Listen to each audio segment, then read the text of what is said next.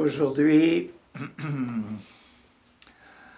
nous sommes le 16e dimanche ordinaire.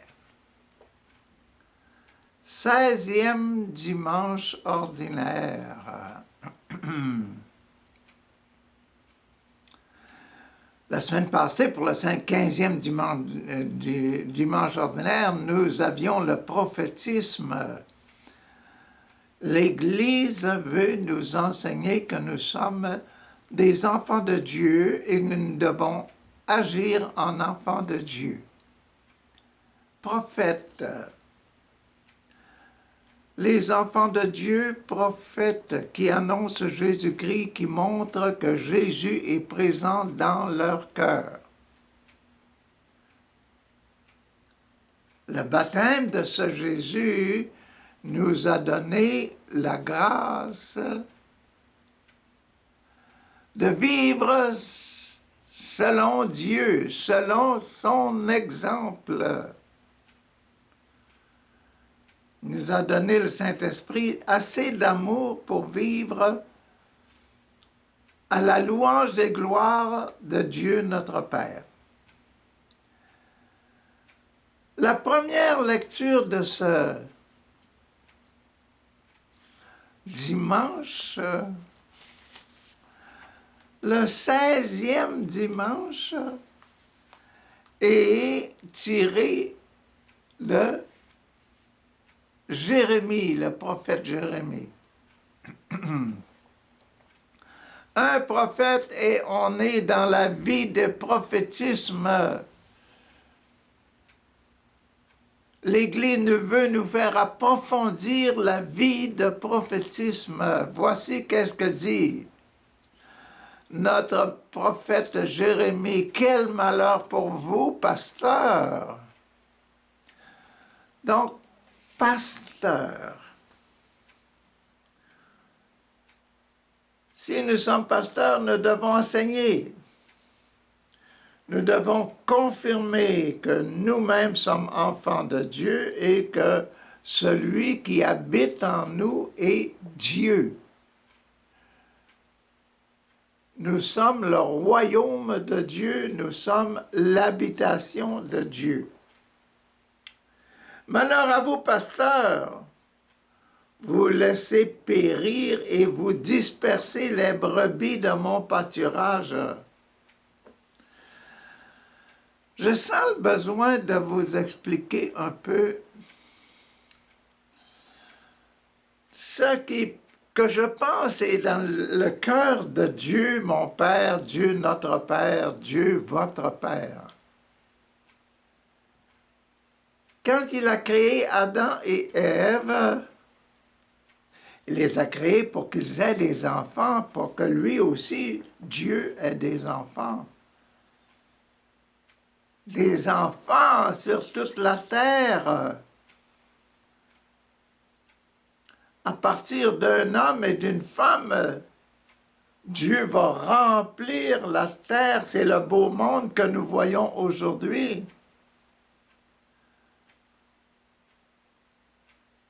Mais à l'origine de Adam et de Ève, c'est bien Dieu.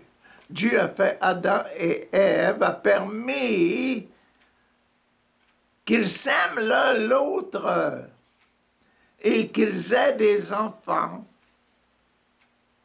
Et ces enfants-là, ce ne sont pas les enfants de Dieu, ce sont les enfants de Adam et Ève. Mais Dieu aime tellement son image parce que Dieu, en créant Adam et Ève, a mis son image sur la terre. Dieu aime tellement les enfants, ses images, les enfants d'Adam et Ève, son image, qu'il veut avoir ses enfants à lui, au ciel.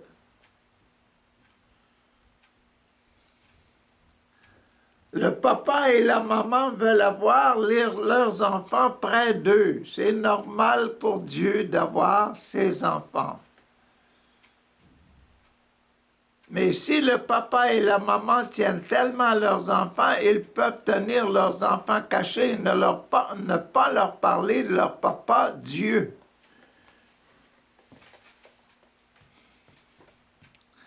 Vous voyez que quand, en tant que parents, nous enseignons à nos enfants, là,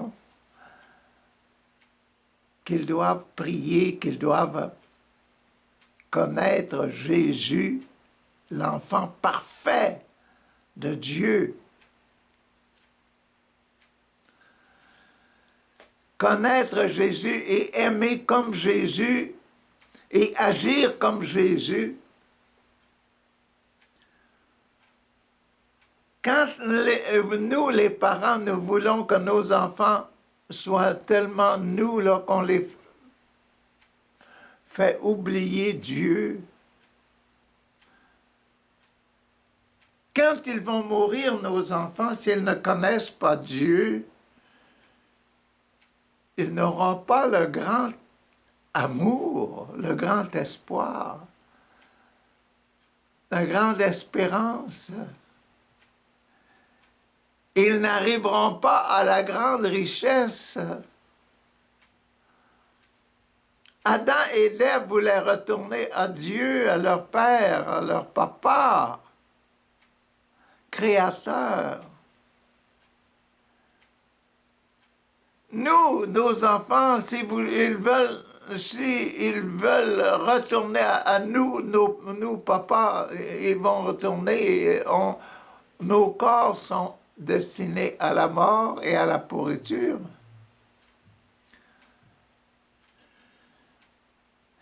Il faut leur donner un amour plus grand, un espoir plus grand. Il faut leur donner un espoir de vie éternelle. Voyez-vous la grandeur, là? Quand on enseigne à nos enfants d'aimer Dieu, on ouvre leur cœur à ce grand royaume. À ce grand héritage qui est la vie éternelle, l'amour éternel. Ce que l'on ne voit pas, les anges, les saints, etc., là.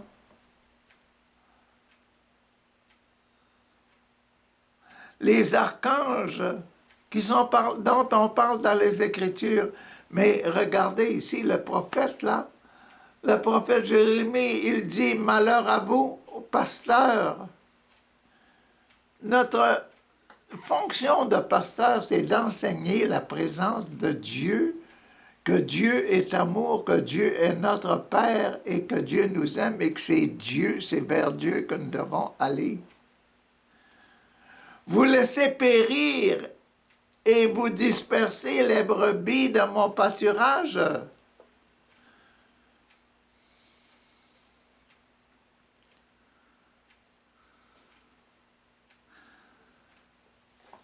Si on est ordonné, si Dieu nous aime, si Dieu nous a choisis pour l'aimer, lui, et nous orientons nos enfants différemment vers des dieux étrangers, vers des idoles, vers des stars de cinéma.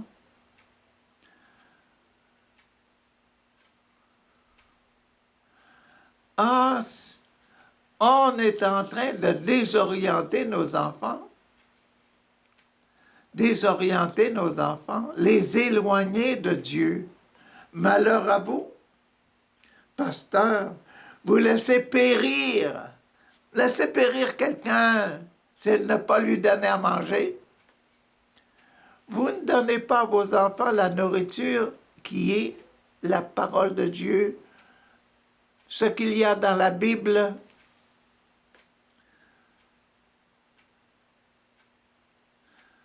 Posons-nous bien la question, est-ce que j'ai une Bible à quelque part dans ma maison? Est-ce que j'ouvre ma Bible pour en lire des passages? Est-ce que j'essaie de ressentir la présence de Dieu dans les passages que je lis? trouver la présence de Dieu, l'Esprit de Dieu dans ce que je lis. Ah! On devrait procurer à nos enfants de plus beaux cadeaux qu'on devrait faire à nos enfants, c'est une Bible.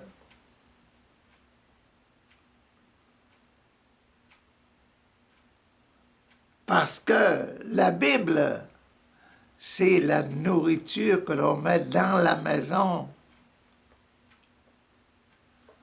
C'est la nourriture que l'on met dans notre cœur, dans notre tête.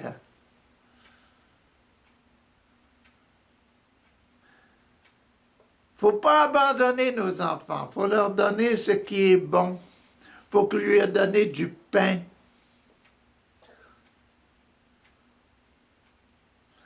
Ah! Vous laissez périr et vous dispersez les brebis de mon pâturage, oracle du Seigneur. C'est pourquoi, ainsi parle le Seigneur, le Dieu d'Israël, contre les pasteurs qui conduisent mon peuple. Vous avez dispersé mes brebis, vous les avez chassées. Et vous ne vous êtes pas préoccupés, vous n'êtes pas occupés d'elles.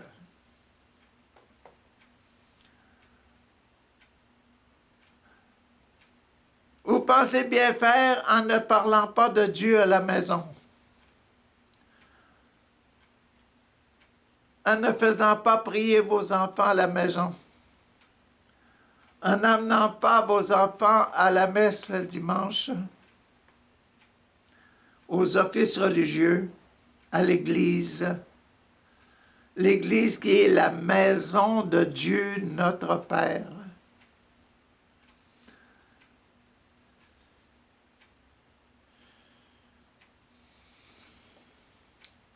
Eh bien, je vais m'occuper de vous.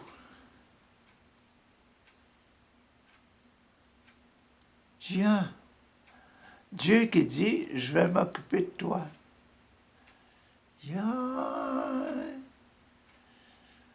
C'est un peu effrayant, ça, là.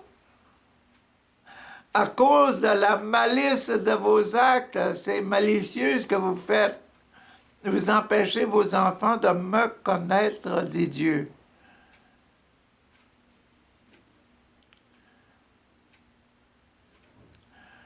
Je vais m'occuper de vous à cause de la malice de vos actes, oracle du Seigneur.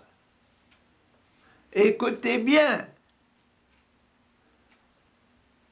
C'est une parole de ma bouche, dit le Seigneur. Puis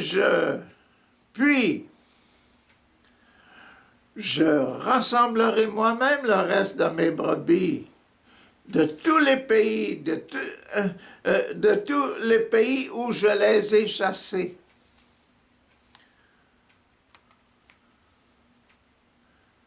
Je les ramènerai dans leur enclos, dans l'enclos des brebis. Elles seront fécondes et se multiplieront. Ah, que j'ai hâte que ça arrive, que la COVID finisse et que l'Église, les églises, nos petites églises s'ouvrent encore, ouvrent encore leurs portes pour permettre aux gens d'entrer et que nos prêtres, nos prédicateurs, nos prophètes ouvrent leur cœur largement et nous ouvrent à la parole que Dieu a mis dans leur cœur. J'ai hâte que ça se passe. C'est leur mission, hein, parce que ce texte-là est mis pour nous contre les pasteurs. Contre les pasteurs de nos paroisses. contre les pasteurs de nos églises qui ne parlent pas assez de Dieu, qui ne rassemblent pas les gens à cause de Dieu, mais qui les dispersent. Oh, bon, le bon Dieu n'est pas tellement important. Ben non, le bon Dieu, c'est la chose la plus importante. C'est le salut.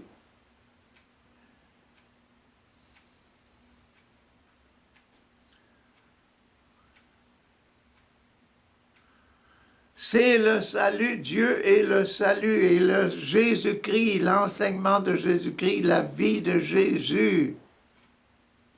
Les exemples de Jésus sont notre planche de salut.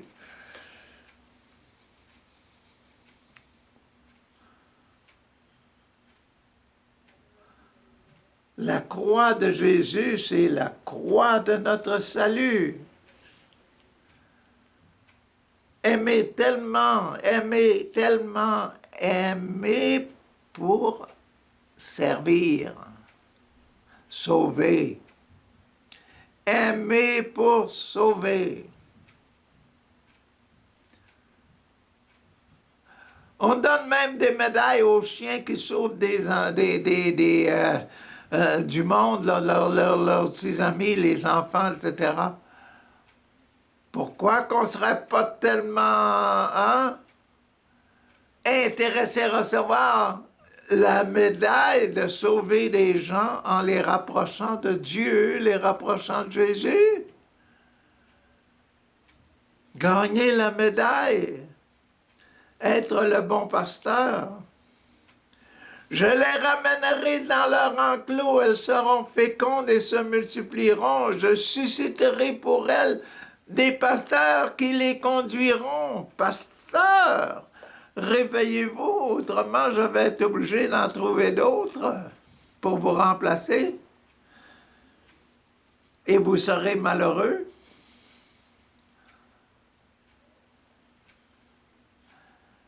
Voyez-vous, comme ce dimanche, 16e dimanche, c'est la suite du 15e.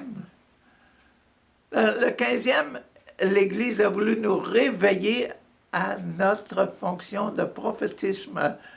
Et là, nous devons être des vrais prophètes.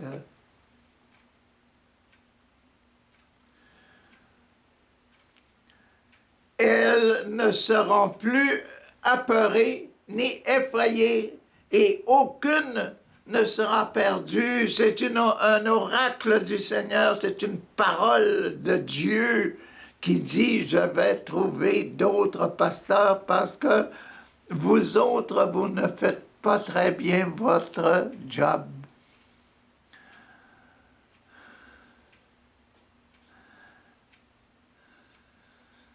Ça nous pousse à nous demander, est-ce que je fais ma job comme il faut? Est-ce que je me montre comme étant un confirmé, un pasteur, un enfant de Dieu? Est-ce que mes actions sont vraiment des actions d'enfant de Dieu?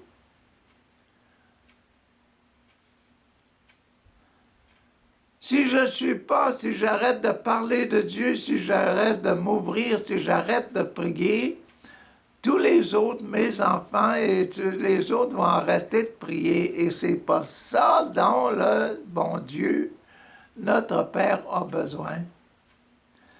Dieu, notre Père, a besoin des gens qui récitent le Notre Père donné par Jésus et qui l'aiment le Notre Père et qui suivent les instructions du Notre Père. Agissent en bon enfant, en bon pasteur. Ah! Voici venir des jours, oracle du Seigneur, je vous susciterai pour David un germe juste. Il régnera en vrai roi, c'est notre Jésus, ça. Il agira avec intelligence et exercera dans le pays le droit et la justice. Ça, c'est Jésus.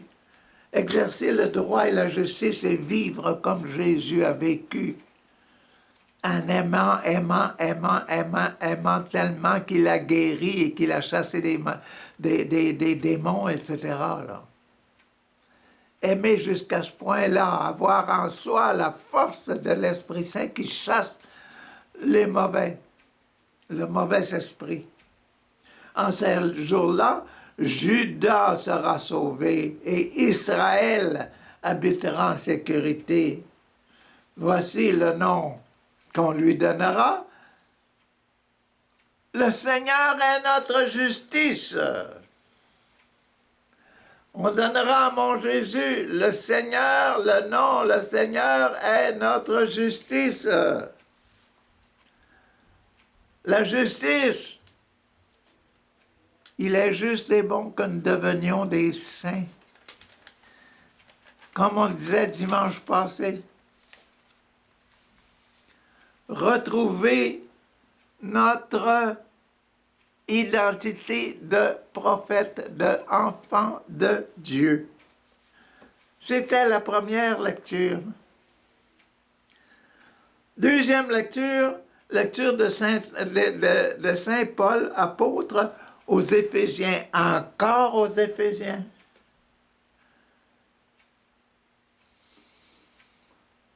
Aux Éphésiens, encore aux prophètes.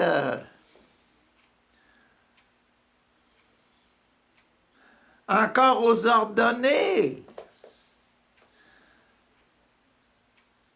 Des gens au service de l'Évangile, au service de l'Église, au service de l'enseignement de Dieu. Vous voyez comme l'Église est forte. L'Esprit Saint, c'est l'Esprit Saint qui a choisi ces passages-là pour le 16e dimanche. Là. C'est lui qui nous dit, enseigne ceci. Enseignez ceci à nos peuples. Et là, comme le 15e dimanche, je vous ai enseigné c'est quoi qu'être quelqu'un qui se confirme, bon, aujourd'hui, renforçons notre foi et notre attachement à Jésus. Voici la lecture d'aujourd'hui pour l'Épître aux Éphésiens. Maintenant, vous avez eu votre leçon là, la semaine passée. Vous reconnaissez que vous êtes des choisis de Dieu. Maintenant, dans le Christ Jésus, vous qui autrefois étiez loin là, et maintenant que vous vous sentez tellement proche que l'Esprit Saint vous a dit, vous êtes des choisis. Vous êtes des choisis de Dieu pour vivre une vie nouvelle, là. Hein? Vous qui autrefois étiez loin, vous êtes devenus proches par le sang du Christ. Vous êtes devenus proches de moi, votre Père, par le sang du Christ, à cause que je vous ai envoyé Jésus, qui a été mis en croix, qui est mort, qui est ressuscité, qui a vécu comme je veux qu'il vive, et je veux que vous viviez comme lui. C'est ça qu'être apôtre, c'est ça que vous devez faire revivre en vous. Vous êtes devenus proches grâce au sang du Christ. C'est lui, le Christ, qui est notre paix. Votre paix est notre paix. Quand nous agissons comme Jésus, que nous sommes heureux. Vous voyez, hein? C'est ça qui est notre paix. Des deux, quels deux? Ah, des deux. Le juif et le païen. Hein? Le juif Un juif, c'était être un enfant de Dieu. Ils se considéraient comme des enfants de Dieu. Et le païen, celui qui n'est pas enfant de Dieu. Ah, des deux. Ah. Il a fait une seule réalité. Ah. Il a fait une seule réalité. Il a fait un seul homme. Une seule identité. Quelle identité? Mon enfant, fils de Dieu. Ah, il a fait une seule réalité par la chair, par sa chair crucifiée. Jésus a fait de nous une seule réalité. Je te baptise au nom du Père et du Fils et du Saint-Esprit, et par le baptême, tu deviens enfant de Dieu. Le baptême dans l'Esprit nous fait enfants de Dieu, une seule réalité. Il a détruit ce qui les séparait. Qu'est-ce qui les séparait? Il dit ici, le mur de la haine. Ah! Oh, je t'aime pas, toi, là, parce que tu es un juif. Je t'aime pas, le juif, il dit à l'autre, je t'aime pas parce que tu es un païen, tu reconnais pas que Dieu est ton Père. La haine. Jésus sur la croix a fait disparaître la haine.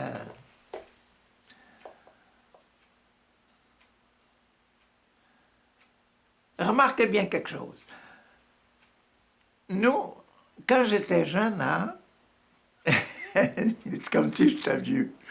Oh, quand j'étais jeune, hein, dans mon cœur, il y avait le fleu. Je voudrais devenir missionnaire. Mais nous autres, les Canadiens, là, combien de pays qu'on a évangélisés, on est allé. On a des frères maintenant en Haïti, on a des frères au Congo, on a des frères au Japon, on a des frères aux Philippines, on a des frères en France, on a des frères en Espagne. Hey, on a des frères partout dans le monde. Il faut l'aimer, le monde, ça. On a des frères qui ont travaillé, qui ont aimé les gens de race noire, de race jaune, de race rouge. Non, on a aimé, et partout, moi je suis allé comme missionnaire, hein, et puis partout où je suis allé, il y en a du monde comme moi qui aime les autres. Puis maintenant, on a des Haïtiens qui sont prêtres dans nos paroisses ici, dans la province de Québec, imaginez-vous. Quel mur qui est tombé, là? C'est le mur de la haine.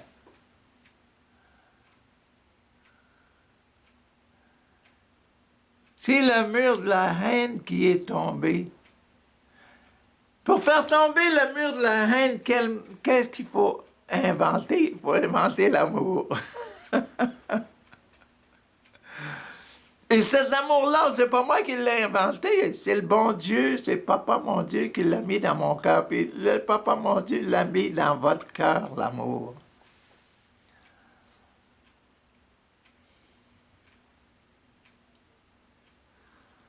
Vos enfants, là, quand vous avez des enfants, vous en avez des beaux, vous avez des moins beaux. Vous avez des enfants parfaits, équilibristes, etc., et d'autres qui sont handicapés. Ils voient seulement d'un œil, hein? Ils entendent seulement d'une oreille, etc.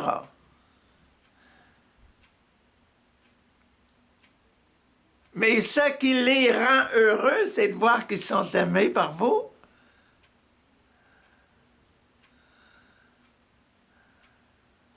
Voyez, ce qui fait tomber le mur, là, c'est bien l'amour. Et puis, Dieu, notre Père veut nous amener avec lui pour l'éternité. Même si on est handicapé, même si on est pécheur à l'extrême,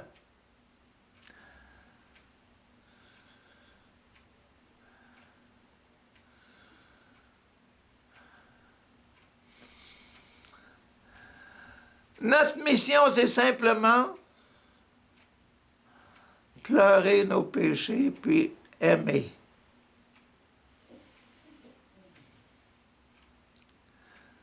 C'est le gros mur. Le mur, c'est le péché. Quand on le fait tomber parce qu'on aime Dieu, puis qu'on aime vivre de la façon de Jésus, on retrouve la paix, la joie, la sérénité. On devient heureux, on est capable de sourire partout où on est. Parce que on communique ce qu'on porte dans nous autres. Vous avez la paix en vous, vous avez la joie en vous, vous allez la communiquer. Vous aimez, vous allez communiquer l'amour. C'est pour ça que le Saint-Esprit est tellement important. C'est 20% que l'Esprit Saint est important. Parce que c'est l'esprit d'amour. Puis l'esprit d'amour, cet amour-là, c'est elle qui guérit. C'est l'Esprit Saint qui guérit, qui fait tous les miracles qui existent sur la terre.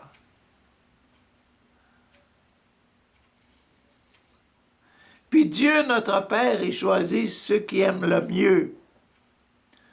Pas ceux qui sont les plus beaux.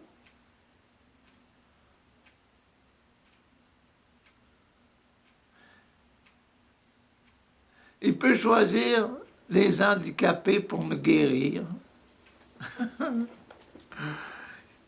Il est fort, notre bon Dieu, hein?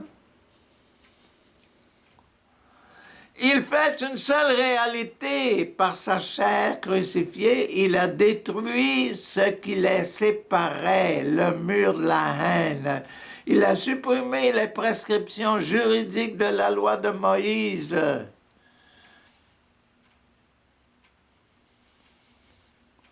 Et Jésus en a parlé plusieurs fois dans son évangile. Hein? C'est pas la loi qui m'empêche. On ne travaille pas le jour du dimanche, lui disaient les scribes et les pharisiens, mais Jésus disait, ah,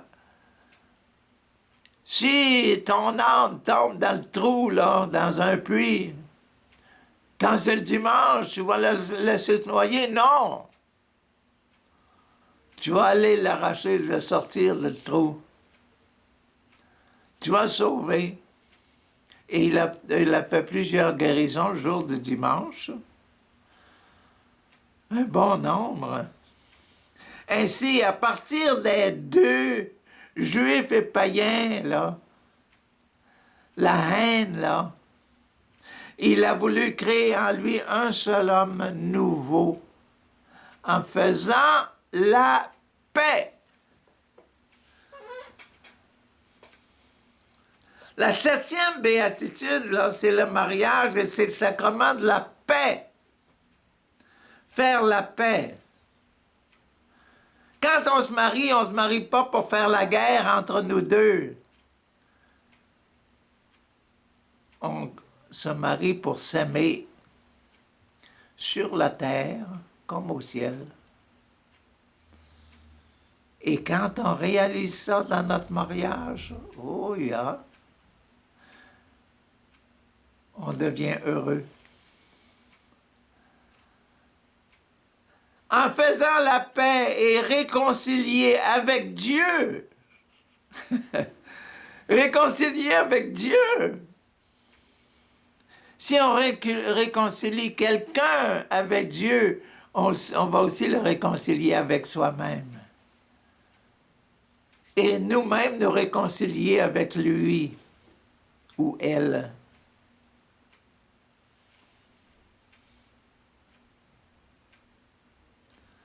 singulier, eux, lui, pluriel, eux, masculin, féminin, elle, pluriel. Ah! Et réconcilier avec Dieu les uns et les autres en un seul corps. L'Église, la famille, important. Faire Église par le moyen de la croix.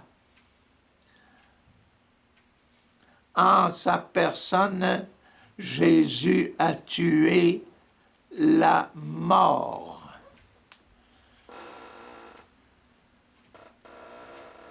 En donnant l'amour. Comme je vous disais, on est allé créer l'amour dans tous les pays comme missionnaires. Maintenant, ce sont nos chrétiens qui viennent nous servir ici dans notre pays, imaginez-vous. Probablement parce qu'on fait passer notre job, comme on disait dans la première lecture. On ferme trop notre cœur, on est trop centré sur nous-mêmes au lieu d'être centré sur Dieu. Il est venu annoncer la bonne nouvelle de la paix. Jésus, il est venu annoncer la bonne nouvelle de la paix pour vous qui étiez loin et la paix pour ceux qui étaient proches. Par lui, en effet, les uns et les autres, nous avons dans un seul esprit accès à notre Père qui es aux cieux, que ton nom soit sanctifié, que ton règne vienne, que ta volonté soit faite sur la terre comme au ciel. Papa, donne-nous aujourd'hui notre pain de ce jour. Pardonne-nous nos offenses. Ne nous laisse pas tomber, mais délivre-nous du mal. Troisième lecture, la lecture de l'Évangile selon saint Marc. Encore notre saint Marc, le lion de saint Marc. Et on est dans la pâte. La pâte, le sacrement de l'ordre. On est encore dans le sacrement de l'ordre, dans le sacrement de la prêtrise, dans le sacrement, comme on disait tantôt, vous autres les prophètes, là. On est encore dans ce sacrement-là de l'ordre. Mettre toutes les choses en ordre, mettre toutes les choses dans l'amour, là. Purifier tout par l'amour. En ce temps-là, après leur première mission, la semaine passée, comme apôtre, Jésus envoya ses apôtres en mission 2 par 2. Après leur première mission, les apôtres se réunirent auprès de Jésus, ils sont revenus de leur mission. Là. C'est ça, c'est là qu'on est rendu aujourd'hui. Les apôtres, les témoins, là, les prophètes, sont allés prophétiser, puis maintenant ils reviennent. Nos charismatiques, là, qui sont capables de chasser les démons, puis de guérir, puis de blesser, faire des onctions d'huile, etc., aimer tellement les autres, là, qu'on les guérit. Ah, ils reviennent voir Jésus, là. Les apôtres se réunirent auprès de Jésus et lui annoncèrent tout ce qu'ils avaient fait et enseigné. Et enseigné aussi, hein. Tout ce qu'ils avaient enseigné. Ah! Il leur dit, ah! Venez à l'écart dans un endroit désert et reposez-vous un peu. On va aller faire un pique-nique. On va aller se reposer. C'est pas mal bon, ça, hein? C'est quand même pas mal dans notre esprit, ça, de prendre un pique-nique. Bon. De fait, Ceux qui arrivaient et ceux qui partaient étaient nombreux. Et l'on n'avait même pas le temps de manger. Ceux qui arrivaient là, de voyage, de l'enseignement, puis ceux qui partaient, là, ils n'arrivaient pas tout seuls, ces gens-là, là, ces apôtres-là, quand ils revenaient voir Jésus. Il y avait du monde autour d'eux. Puis, quand ils étaient à prêcher à l'extérieur, là, Jésus n'était pas tout seul à la maison, là.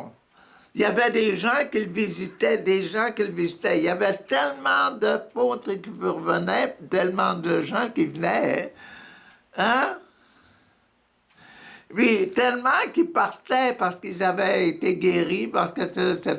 Ils avaient rencontré Jésus, ils avaient été guéris spirituellement et puis et même physiquement. Tellement de va-et-vient que Jésus était debout et que tout le monde était debout, dire bonjour, bonjour, merci, merci d'être venu, etc. Quand quelqu'un arrive à la maison chez vous, là, vous ne le laissez pas comme ça. Quand il arrive, vous êtes là, debout pour le recevoir. Quand il part, vous êtes là pour dire merci, merci, merci. Tellement occupé qu'il n'y avait plus le temps de manger. Voyez-vous que c'est important, quand on lit les Écritures, là, de se mettre dans la situation, essayer d'imaginer qu'est-ce qui se passe à la maison. Essayez d'imaginer. Apportez votre Bible, là, lisez, ouvrez votre Bible, puis lisez-la comme ça, en imaginant. Il faut être créatif, hein? Il faut être créatif en tant que chrétien. Très créatif. Et quand vous êtes créatif, vous découvrez des choses que les autres, non, ils ne découvriront pas. Les autres ne découvriront pas ce que vous allez découvrir parce que vous autres, si vous êtes créatif, vous allez jusque dans le fond du cœur. Jusque dans le fond de l'affaire, là. Et puis c'est dans le fond de l'affaire que se trouve là, la richesse de la grâce du sacrement. Ah! Oui, c'est ça. Essayez de découvrir la richesse de la parole de Dieu. Alors, ils partirent en barque, partirent en bateau. Pour un endroit désert. Ils ont dit, on va aller tout seul, on va s'organiser pour être tout seul. Se reposer un peu tout seul. Une belle fin de semaine. À l'écart, les gens les virent s'éloigner. Le bateau s'éloigne. Où est-ce qu'il va? Où est-ce qu'il va? Les gens les virent s'éloigner et beaucoup comprirent leur intention. Il doit aller à Chédiac. Il doit aller à Québec. Il doit aller ici, il doit aller là. Notez-vous sur le bord du lac Saint-Pierre, là, puis regardez que le bateau qui part, puis s'en va. Il s'en va à Louisville. Il s'en va à Trois-Rivières. Regarde, on devine à quel endroit ils vont aller. C'est ça, là. Voyez-vous que ce que vous disiez tantôt, être imaginatif, là. Alors, à pied de toutes les villes, ils coururent. Les gens qui les voyaient aller, là, et puis ils partirent, là, et puis ils coururent. Pourquoi? Il avait était tellement captivé par l'enseignement de Jésus, et puis par les actions des apôtres que les apôtres avaient faites, là. Ils sont mis à courir, dire, on va les rejoindre, puis on va emmener avec nous les malades. On va emmener des malades. Et puis en s'en allant en courant, là, est-ce que vous allez? Est-ce que tu vas? Ah ben, les apôtres, Jésus, les apôtres de la petite salle, ils ont fait tellement de miracles là, qu'on voudrait aller les voir, là. Et puis les autres aussi se mettent à courir en arrière. La groupe, la foule s'agrandit, jusqu'à ce que... écoutez, ils arrivèrent avant eux. Ils arrivèrent à la place qu'ils voulaient aller, là. Ils ont dû dire, ah, et les voilà, ils s'en viennent là. Eux autres sont à l'endroit, ils avaient vu le bateau, ils pointent sur l'eau, ils s'en vont à telle place, s'en va hein, à Capharnaüm, il s'en va à Tibériade. Bon, on va aller à Tibériade. Ah! Il s'en va en course, Tibériade. Puis, ils font tellement de bruit que les gens savent que c'est Jésus, ses apôtres, et puis ils amènent les malades avec eux autres. Voyez comme Jésus est attirant. Et puis, qu'est-ce qui est dans leur cœur, ces gens-là? C'est pas seulement leur bien matériel, c'est aussi la soif spirituelle. Hein? Connaître davantage, puis vivre une vie transformée, une vie pure, une vie d'enfant de Dieu. C'est ça qui les intéresse, là. C'est ça qui les fait courir. Ah! Jésus vit une grande foule. Quand Jésus est arrivé, là, et en débarquant, Jésus vit une grande foule, en débarquant du bateau.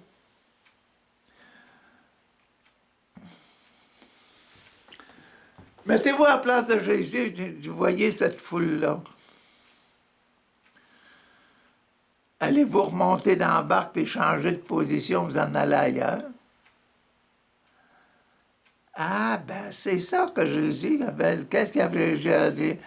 Ah, Jésus vit une grande foule. Il fut saisi de compassion. Ces gens-là, ils veulent m'entendre, puis ils veulent être guéris. Ah, que je les aime.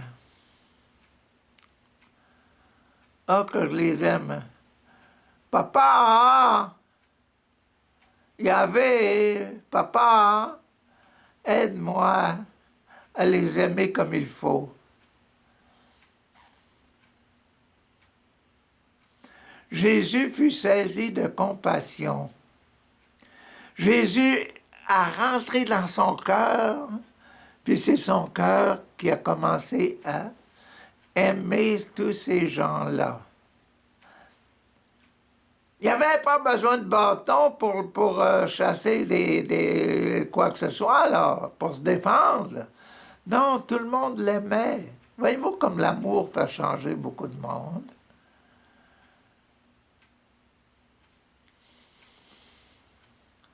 L'amour fait changer le monde, c'est épouvantable. Aimer, aimer, aimer. Il fut saisi de compassion envers eux parce qu'ils étaient pour lui comme des brebis sans berger. Un troupeau sans leader, sans berger. Tout le monde comptait sur lui comme étant leur berger, leur guide, leur sauveur, celui qui leur donne de la bonne nourriture.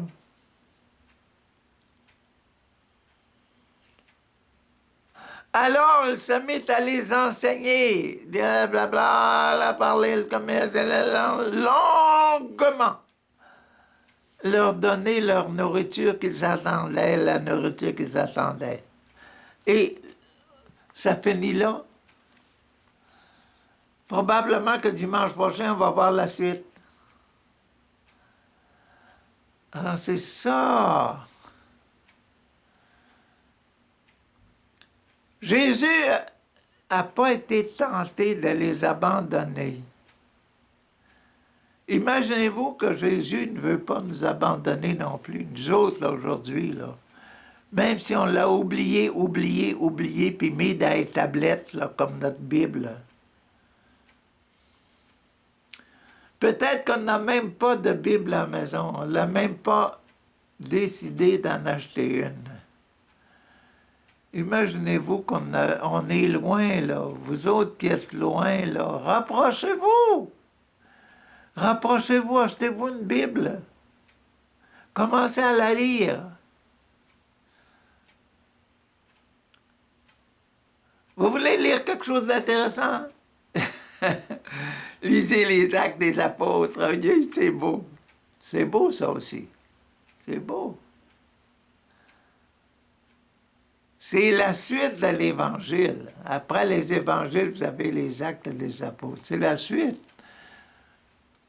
C'est après les apôtres, après avoir reçu l'Esprit Saint le jour de la Pentecôte, là, ils sont mis à travailler. Puis là, c'est Saint Paul. On voit comment Saint Paul, un grand apôtre, se met au service de Jésus. Le Jésus, entre lui, Jésus et lui, c'était deux ennemis qui se sont rapprochés. Puis Saint Paul est devenu l'apôtre numéro 1 sur lequel tous les actes des apôtres sont construits. Et il a écrit tellement de lettres et de lettres et de lettres. Hein, ça fait une grosse partie de la Bible.